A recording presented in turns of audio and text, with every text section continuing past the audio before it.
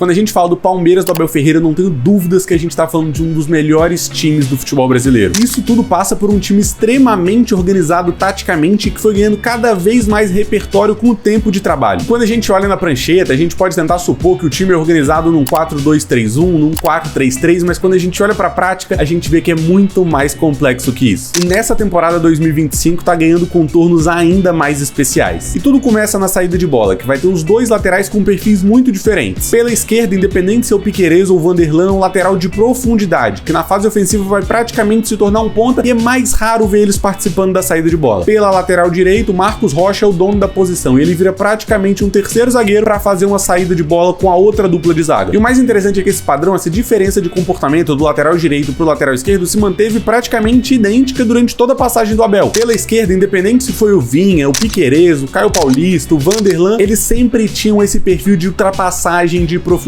E pela direita a gente pode dizer que o Marcos Rocha foi o titular durante toda a passagem, mas mesmo quando o Mike foi usado, teve momentos de ser usado mais baixo também. Quando o Mike pisava mais na linha de fundo é porque geralmente ele era escalado como um ponta, em que o Marcos Rocha continuava em campo fazendo essa saída de três. Para a zaga, o Abel gosta de zagueiros que tenham capacidade de construir. Geralmente quem joga no centro é o Gustavo Gomes, que até tem uma boa qualidade de passe, mas as principais valências dele vão ser a perseguição longa na fase defensiva, mas eu já vou chegar lá. E pela esquerda gosta de um zagueiro com mais capacidade de condução. Também tenha bons passes longos. Teve nesse papel a figura do Luan Garcia alguns anos atrás, o Murilo fez uma ótima temporada no ano passado e nesse ano chega o Mikael, que no começo de temporada já mostrou sinais de que chega para disputar a vaga no time titular. Falado sobre a saída de bola, chegando no campo de ataque, a gente tem que lembrar que o Abel é um técnico de bases posicionais como boa parte da escola portuguesa. Ou seja, ele gosta de distribuir o time dele em torno de todo o campo, então é mais raro a gente ver aglomerações, é mais fácil a gente ver o time distribuindo, ocupando o campo inteiro, para manter algumas posições, algumas áreas do campo sempre ocupadas para gerar certos tipos de vantagem. A primeira área do campo que está sempre ocupada é a amplitude, a beirada do campo, em que ele vai geralmente usar pela esquerda o lateral que ultrapassa e pela direita um ponta, que desde o ano passado vem sendo ocupado pelo Estevão, com muita qualidade de drible, de 1 contra 1, de ir para cima e boa finalização também. Provavelmente uma das maiores revelações do futebol brasileiro desde o Neymar. E manter eles abertos assim na ponta tem alguns motivos. O primeiro é para tentar gerar a vantagem de tempo e espaço para eles, manter eles um pouco mais longe do gol para receberem com tempo, com espaço para irem para cima, pro drible e conseguirem ser mais desequilibrantes. Uma outra vantagem é que se a marcação resolver compensar, eu vou tirar o tempo, vou tirar o espaço do Estevão, a linha defensiva adversária vai acabar abrindo e gerando espaço para outros jogadores aproveitarem. Por dentro a gente já viu o Abel usar muito um 3-2-5, com 2 volantes e mais 2 jogadores na frente, em que o ponta esquerda, quando ele abria o corredor pro lateral ultrapassar, acabava fazendo quase que uma dupla com o Veiga por dentro. O Dudu fez esse papel por muito tempo, mas a partir dessa temporada a gente tem visto mais um 3-1-5-1 ou um 3-4-3 com o Losango. Na base da jogada, Emiliano Martinez, contratado nessa temporada, mostrou muita qualidade de troca de passes, de organização, de quebrar linhas e principalmente de oferecer coberturas ofensivas. Mais na frente, o Richard Rios, que geralmente tem esse perfil de um segundo volante, vai subir. E aí a gente vê um trio. Rios pela direita, Rafael Veiga mais centralizado e o Facundo Torres pelo lado esquerdo ali do centro. Mais na frente, um camisa 9 que chega nessa temporada, Vitor Roque, com muito potencial de brilhar e ser um destaque do Palmeiras para os próximos anos, talvez até com potencial de revenda. A ideia é que com isso você consegue ter não 5 jogadores, mas 6 atletas para pressionar o adversário, mais jogadores para quando você perder a bola, conseguirem sufocar e recuperar mais rapidamente e, obviamente, gerar vantagens contra linhas de 4, linhas de 5, contra equipes muito fechadas. Quanto mais gente você coloca no último terço, mais você consegue ser agressivo nas suas ações. Mas guarda isso daí na sua cabeça que eu vou voltar quando eu for falar da parte defensiva. O que você não guarda para você é o seu like. Você deixa ele aqui embaixo que ajuda a gente demais aqui no canal. E se ainda não é inscrito, se inscreve e ativa o sininho de notificações que eu te prometo que eu vou fazer uma cobertura muito legal do Brasileirão desse ano. Mas falando da posição do 9 na frente, chega o Vitor Roque agora, que é o nome que a torcida pediu por muito tempo. A verdade é que o Palmeiras nunca teve de fato um camisa 9 de atacar tanto profundidade, de ser esse jogador. O Rony conseguiu ter um pico muito alto, inclusive marcando muitos gols e sendo eficiente principalmente na fase de pressão. Um jogador que sempre trabalhou muito, mas que sempre teve o problema dos gols perdidos. O Flaco Lopes chegou com a promessa de tentar resolver e principalmente acrescentar estatura para o jogo aéreo, mas também ainda não conquistou a confiança da torcida do Palmeiras. Vitor Roque, se liga no tamanho da responsa. Eu vejo que a principal qualidade que ele pode acrescentar são as infiltrações nas costas da defesa. Quando você coloca 5 jogadores para atrair a marcação e para fixar o olhar dos defensores, você tem um atacante móvel que pode tanto oferecer o passe quanto atacar a profundidade e com muito faro de gol, vai ser importante no time do Abel. E o que mais me chama a atenção é que as variações e testes que o Abel Ferreira faz nesse time do Palmeiras só são possíveis graças à continuidade qualidade de trabalho dele no time, o que permitiu ele ter profundo conhecimento do elenco, do clube, das peças, ao ponto de se adaptar a diversas situações. Parece até insider que tem camisas como essa, que se adaptam ao corpo e ajudam a regular a temperatura, desamassam depois que você veste e não desbotam. Isso com peças elegantes, e não vai achando que tem só camisa preta, branca e cinza não, tá? Tem tech t-shirt verde, marrom, vermelha, azul, pra você estar à vontade e, claro, com as cores do seu time. E se você quiser conhecer a Insider, eu consegui um cupom com eles que nesse mês, junto com os descontos que já tem no site, podem te dar até 35% de desconto. É só usar o cupom Felipe Simonetti ou o primeiro link que tá aqui na descrição que o cupom vai ser aplicado automaticamente. Falando da parte defensiva, a maior máxima que o Abel Ferreira carrega no Palmeiras e que em 2025 se torna a marca ainda mais significativa é que o momento defensivo começa no campo de ataque. Como é um time que gosta de ter a bola, de ocupar o último terço com muitos jogadores, é imprescindível que tenha boas coberturas por trás da linha da bola. Ou seja, a partir do momento que o Richard Rios, o Veiga, o Facundo Torres ou até o Paulinho, que pode acabar entrando nesse time também, tem a bola, é importante que tenham jogadores por trás para que, caso percam, estejam mais próximos para fazer a contrapressão. E o Emiliano Martínez vai ter esse papel ao longo dessa temporada. Na semifinal do Paulistão contra o São Paulo, a gente viu momentos de altos e baixos. O Martínez foi muito bem, dando esses botes, recuperando a bola no campo de ataque, mas também corre sempre o risco de sair amarelado. Por outro lado, o São Paulo, sabendo desse comportamento do Palmeiras subir com muitos jogadores, procurou muito as transições e a bomba acabava estourando para os zagueiros lá atrás, que também tem que ter velocidade para recuperar a profundidade. Mas pegando aquele momento defensivo do tiro de meta adversário, a defesa do Palmeiras se fundamenta principalmente na marcação individual, em que cada jogador vai pegar um. Mas a ideia principal não é dar o bote desde o momento inicial, mas principalmente tirar as opções, tirar as linhas de passe e fazer com que o adversário fique encurralado, sem possibilidade de progredir. E obviamente procuram dar uma segurança a mais, por isso geralmente o atacante adversário não vai estar sendo marcado só por um, vai ter um jogador marcando ele e um outro jogador na cobertura. E obviamente, se você tem um a mais na defesa, você vai ter um a menos no ataque, e o Palmeiras usa isso muito bem. Contra o São Paulo isso ficou muito claro, o tricolor fazia uma saída de 3, mas só 2 desses jogadores eram marcados, os 2 zagueiros pelos lados, marcados pelo Vitor Roque e pelo Estevão. O zagueiro central era o Arboleda, que até conseguia ter a posse, tinha tempo, conseguia trocar um passe de lado, voltar a bola no Rafael, mas ele não tinha tanto espaço para conduzir, até porque essa era a ideia do Palmeiras. A partir do momento em que ele tomasse a decisão de conduzir, algum jogador passaria a perseguir ele para tentar roubar essa bola e já recuperar no campo de ataque. Ou seja, você não pressiona desde o primeiro momento para tentar criar algumas armadilhas, convidar o zagueiro a conduzir para depois pressionar e recuperar a bola já no campo de ataque e com o zagueiro com espaço nas costas. O próprio Abel falou sobre essa estratégia num vídeo dele no Coach's Voice. Dá uma olhada. Outra nuance que o adversário fazia,